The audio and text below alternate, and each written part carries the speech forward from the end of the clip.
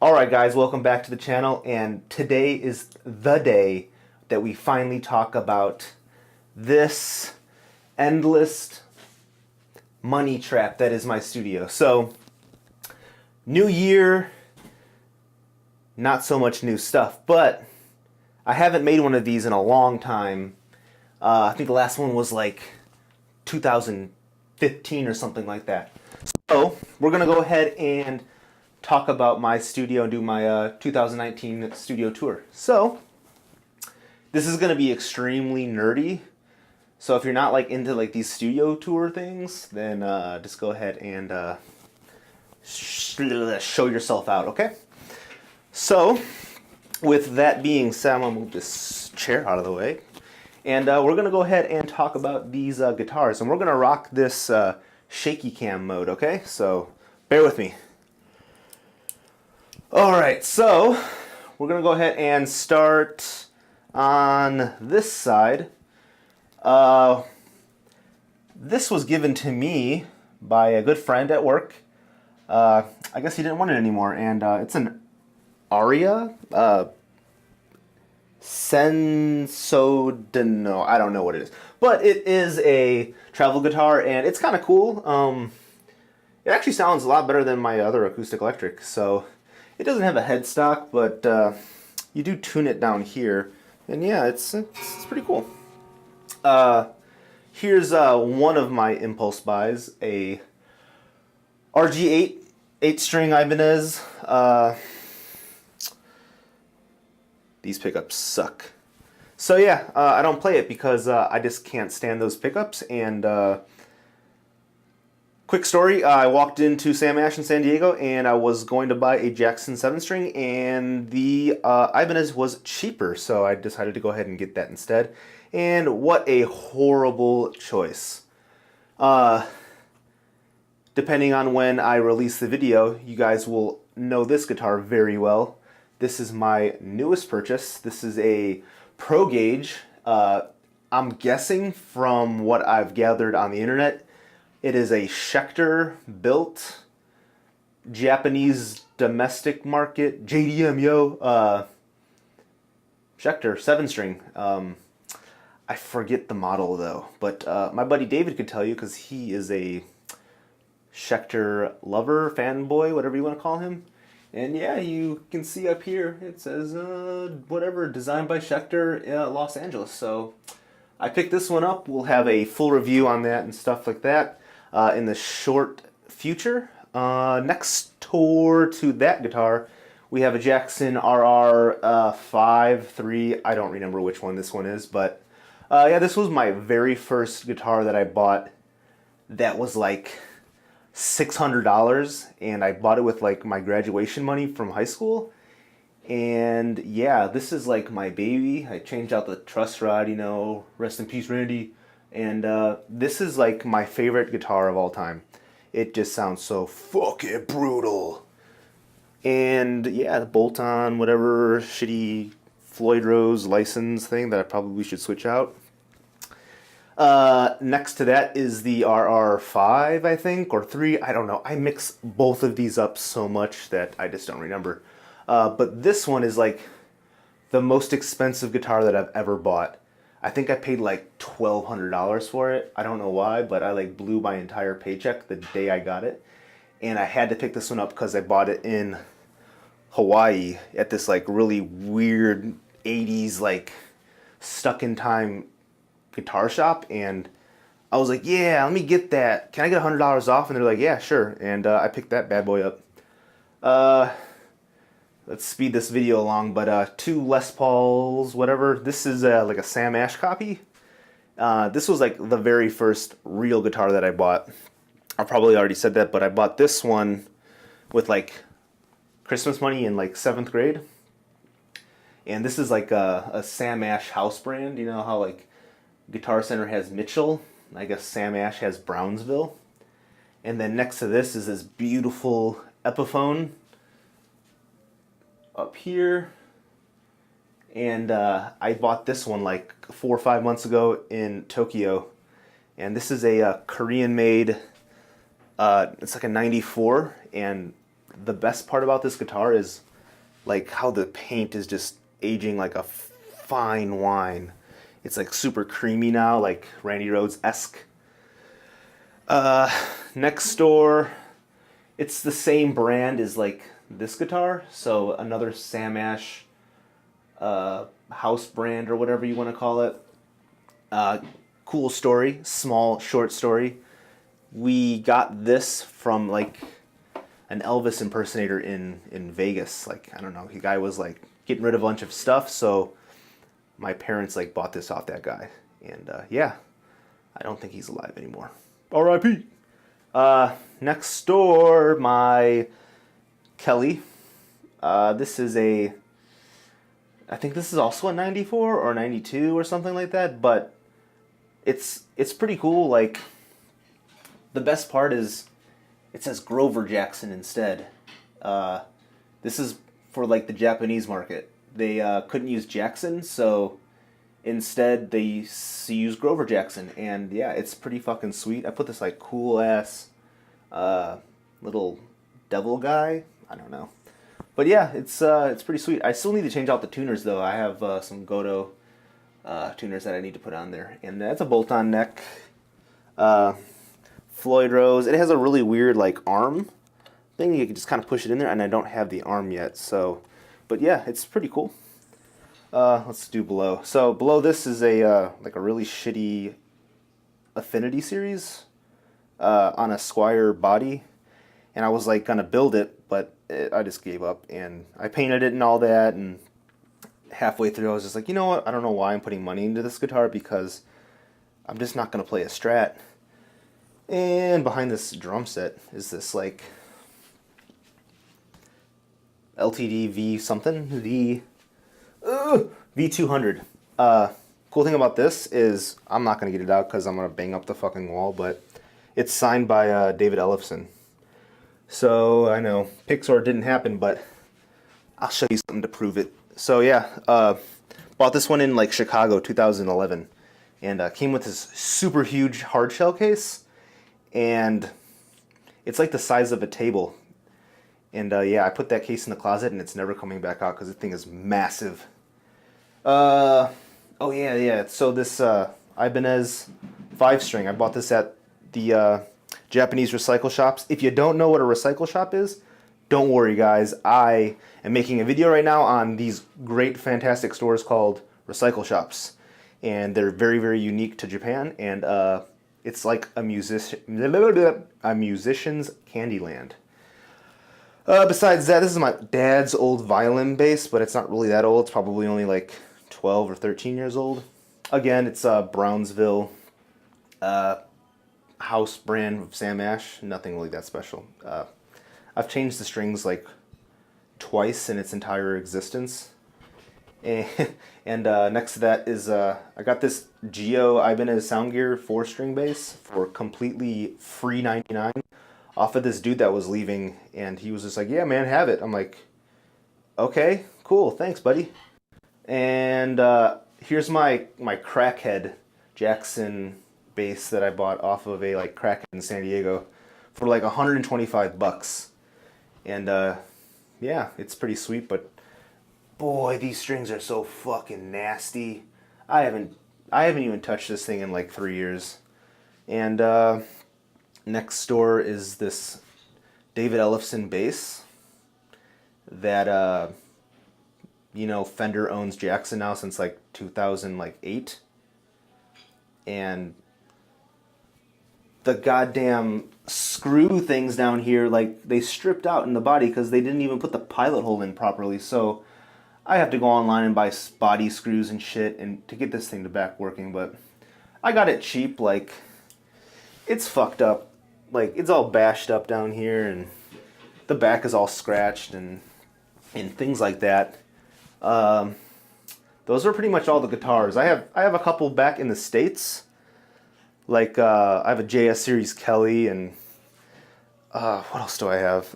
Like some starter guitars or something like that, but anyways, here, to prove you that I met David, here is his signature and my wife's name, I guess. And then I caught that bad boy at the concert in Vegas. Not this concert, but the one that they did in 2016, like 2 days before they went to Ozfest. So yeah, hopefully I'm not blinding you with these soft boxes. Anyways, Roland drum set. It's whatever, I guess. What is that? A TD11? And yeah, I just kind of mess around and track drums like using Superior Drummer. And then there's a Native Instruments like really expensive keyboard just gathering dust back here. But I thought it'd be a good idea to buy. I don't know. And then yeah, I got some LEDs right here too, yo. You know, I'm hooked up like Tokyo Drift. And 5150 combo. I got that at a Tokyo recycle shop for like $320. I was like, yo, I need to get this. So I like sold a bunch of stuff and picked up that bad boy. And you know, unpopular belief or opinion, I guess you would say, is I didn't like it for like the longest time. I thought it was like way too dark because the only other experience I had with like a tube amp was a 5153, like the Fender one or whatever. And that thing was beast, but then I played this and I was like, I don't know if I like it. I just spent a bunch of money. But to be honest, I think that, can you guys see me? I don't know. Anyways, I think that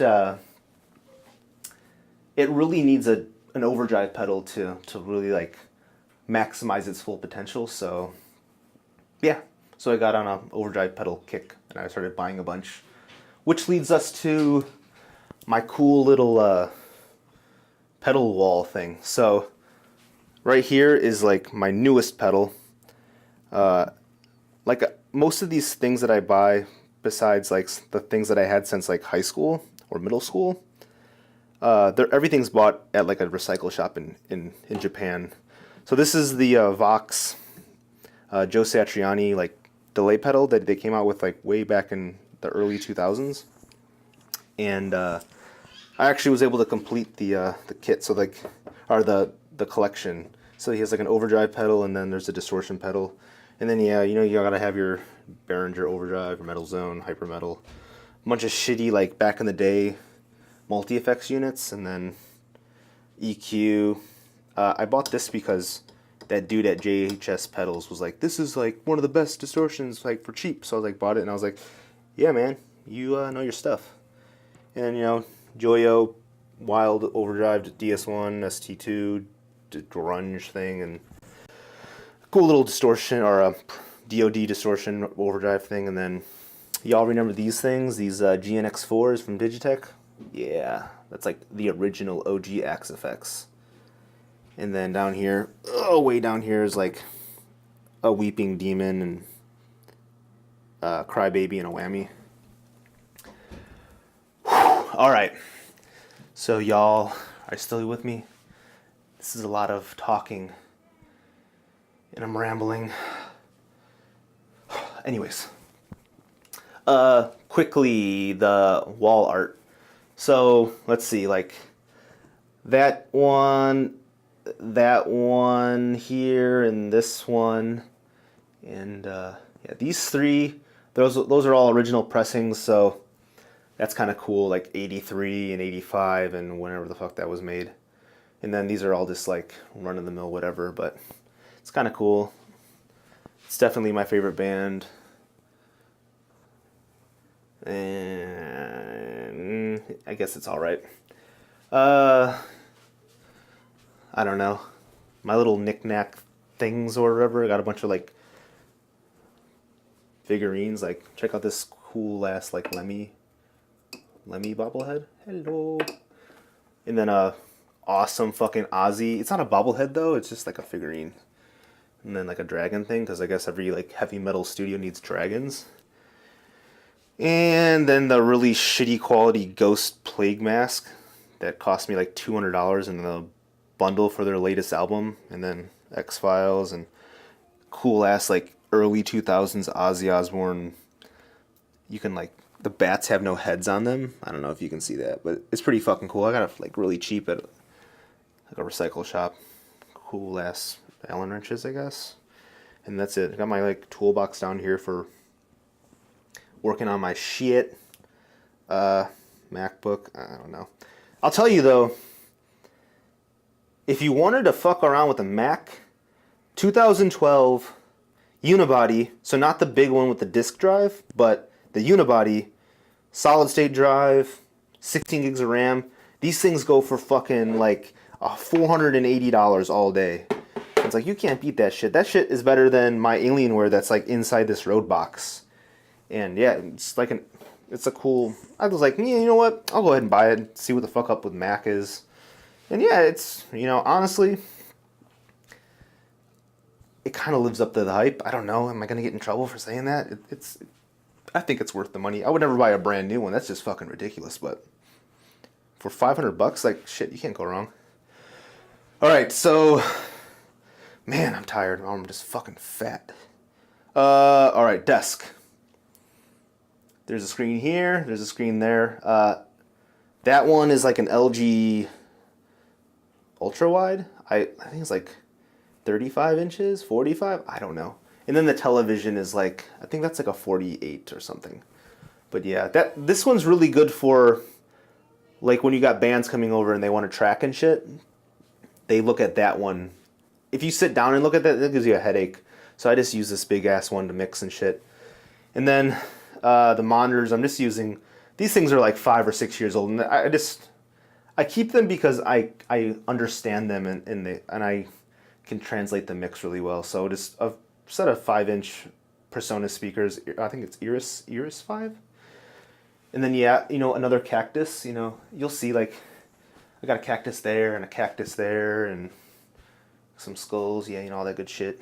Other than that, in the rack, I don't really have anything special. Just 2 Furman power sources. First gen Focusrite. Again, I bought that at a recycle shop. I think I got it for like just over $100. I was like, damn, that's a good ass deal. So I went and bought it. And there's a Korg tuner thing. So I always just thought it'd be a good idea to have one. And just use a good cord. And when I'm tuning my shit up, pop that on. And then, you know, honestly, I don't even use this thing. I just have it there because I didn't want like a blank rack space. So I just bought that. I don't know. Crossover, you know, my boy David, he was saying, use that crossover for, you know, the bass amp. And I know what? People shit on Behringer, but that shit works fine for me. So, and then, everyone knows this, Countryman DI. And then this cool, like, brush thing. So, have all the chords nice and tidy.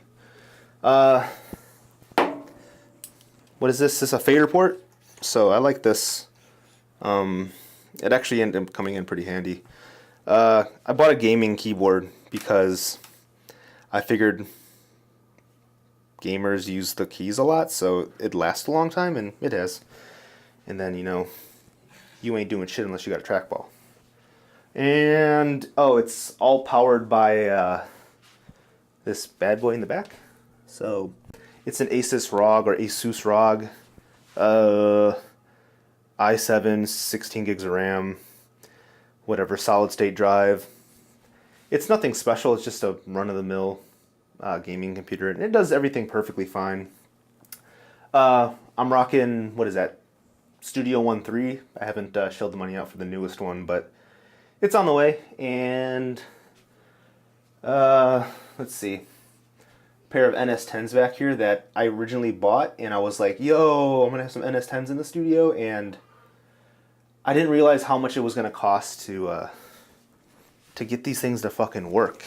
So honestly, I'm gonna sell them on Reverb. So if you want them, hey, hit me up.